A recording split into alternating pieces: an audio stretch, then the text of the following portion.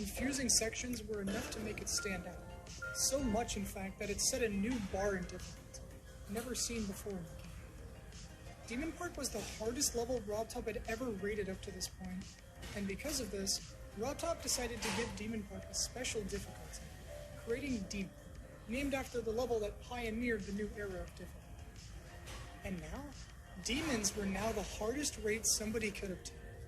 It was a small but exciting time for the game, as players could now strive to create new demons, with insane 9 stars no longer being the hardest rate. There were more demons than Demon Park being created, but nothing could top Demon Park's level of difficulty. But all of that would change when a player who had created many levels before wanted to make a level that could challenge Demon Park. He was also one of the first people to ever play the game, and his name is Darnock. Darnock was one of the most well-known players in the game, being high up on the creating leaderboard earlier, and in some to the grave, a level that for the time was a good level. But as with many levels from this time, the community didn't really appreciate hard levels nearly as much as they do now. So for a lot of the early hardest demons, they have many dislikes. The level isn't even on Darnock's account either, which makes it even more difficult to find. As for the level goes, the level features lots of fakes, difficult jumps, and for 1.4, it was a really well-made level, and it was just barely harder than Demon Park, claiming the #1 spot on the rather small list of demons that existed at the time. But To the Grave would only be the hardest demon for a little under a month.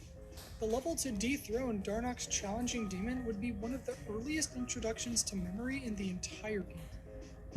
This is Extreme Park. Extreme Park was uploaded sometime in November of 2013 by an early Korean creator named Ripples, and it quickly became the new hardest demon. Like with Demon Park, Extreme Park took the concept of Demon Park and upped the ante quite a bit.